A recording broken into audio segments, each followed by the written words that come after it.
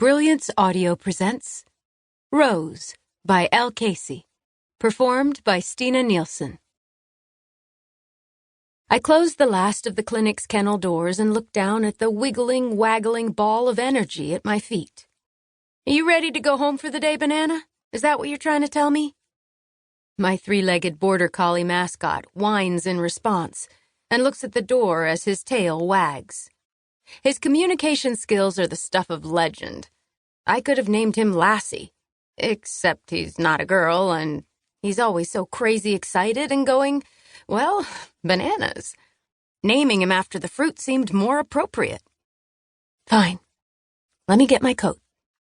Before I can even think about following through on my statement, he runs to the rack in the lobby, grabs the bottom of the jacket with his teeth, and yanks it down, dragging it back over to me. He only trips once. The rack doesn't fall over because I've learned from experience that these kinds of things need to be permanently affixed to the walls in order to remain in one piece. Banana has not yet learned how to be graceful in his approach, but he's still young.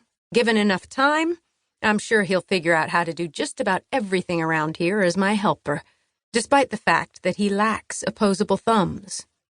Why, thank you very much, kind sir. I bend at the waist to take my coat from him, with an exaggerated smile for his benefit. I scratch the side of his head in gratitude. Good boy, Mr. Banana. Good boy. He nearly turns himself inside out with happiness, managing somehow to smile back at me. I wish everyone were as easy to please as my dog is. My cell phone rings as I head toward the door.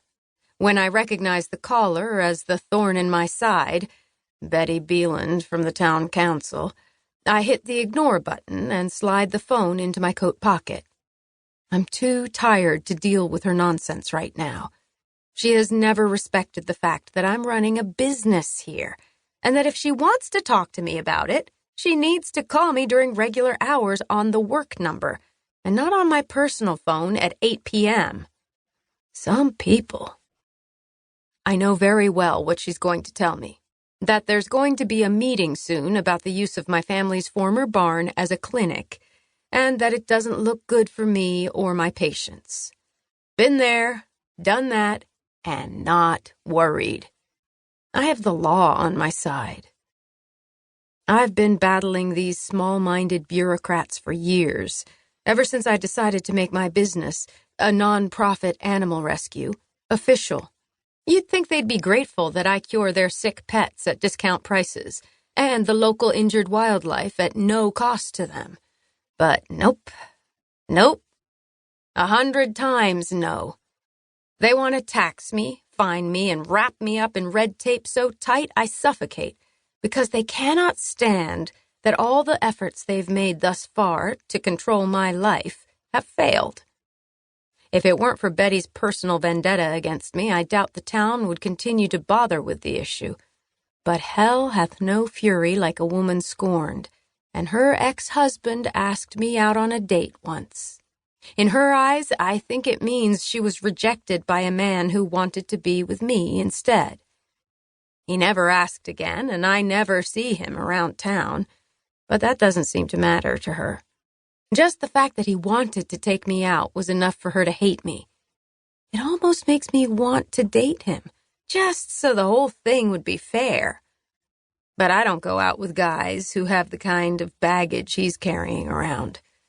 Betty always struck me as a potential fatal attraction boil the bunny type person. If it's not one thing, it's another with her. But I'm going to stand strong like I always do.